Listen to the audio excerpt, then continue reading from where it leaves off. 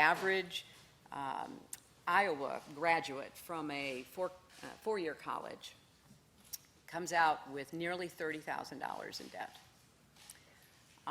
And that's, I think, the 9th highest debt load in the country. And people are struggling. I met earlier today with a young student who is piecing together work and loans, knowing full well he's going to come out owing a lot of money. So we've got to figure out in our country how to get back on the right track. Yeah, she's just the one who could do it. Joining us now is Alex Newman, international journalist, educator, and co-author of Crimes of the Educators, How Utopians Are Using Government Schools to Destroy America's Children. Alex, welcome aboard. You know, you come on at a great time, and the book comes out at a great time. I know in this area, New York and New Jersey, tons of people have opted out of the Common Core exams. And I'm of mixed feeling about that. I despise Common Core.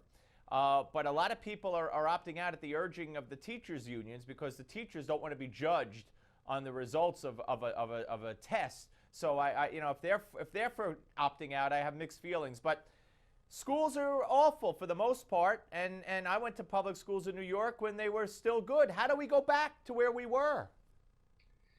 You make some excellent points there. Thank you for having me on.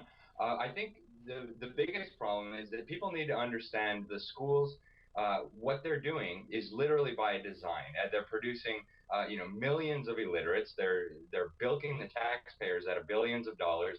But it's no accident that we're getting the kind of terrible educational results that we're seeing right now. And Common Core is not going to fix this problem. Neither are these federally funded tests. And you know, your point about the unions is certainly well taken. They have their own motivation for this. But the opt-out movement, I think, has an important role to play, and it could grow as this movement grows in terms of putting an end to Common Core, because lawmakers, for the most part, are not interested in what the public has to say about this.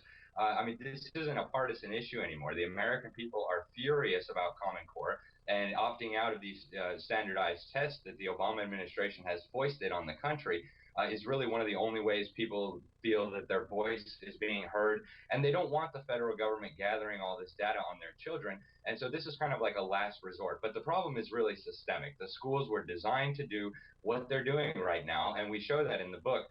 They're designed to dumb down America's children for nefarious purposes, and that's what we're seeing, whether it's in reading or it's in math or history or civics. None of this is an accident. And that's to pursue and push the liberal socialist agenda, correct? Absolutely, right on the money. And you know, we start our book more than 100 years ago with John Dewey, and that was his agenda. He wrote that was his agenda. We have the documents. We've actually reprinted some of them in the book. He wanted to move America away from this individualistic kind of free market society, and he wanted to move it toward, he even told us where he wanted it to go. He cited an 1888 novel by Edward Bellamy called Looking Backward, and this was a fantasy about a collectivist communist United States in the year 2000. That's what John Dewey was working toward, and he worked backward from there. Yeah. He said, all right, as long as the people can read, they can read their Constitution, they can read their Bible, they can read their history, they can understand what our civilization is based on. So we need to stop the reading. He wrote an essay called The Primary Education Fetish, and he talked in there about how are we going to reduce the literacy of the American people. And his primary way of doing that was promoting this quack method of learning how to read that doesn't work for the overwhelming majority of the people. They literally teach the kids to read English as if it were Chinese, rather than the traditional phonics method that has worked since time immemorial. And that's really at the root of so many of the problems we have in our country today. And then we hear, of course, and we got a minute left here, Alex, you know, we need more money, more money. That's a black hole where billions, hundreds of billions of dollars have been thrown down. Absolutely, and the educational establishment will never put a stop to it on its own. The American people need to find out what's going on. They don't need more billions, they need less billions, and they need to be exposed. Well, you do a great job of exposing not only that part of it, but everything we've talked about and much, much more. Folks, if you have kids in school, you're going to have kids in school, you've had kids in school, or if you don't have kids at all and you just want to know what the heck's going on, I really recommend this. I have a 15-year-old in school, and believe me, what's in this book I see firsthand, and so many of you must see it also. This will open your eyes if they're not already open. Crimes of the Educators. Alex, thank you, sir. Thank you for having me. Take care. We're coming back, folks, with more. The Steve Malzberg Show. Don't you go away.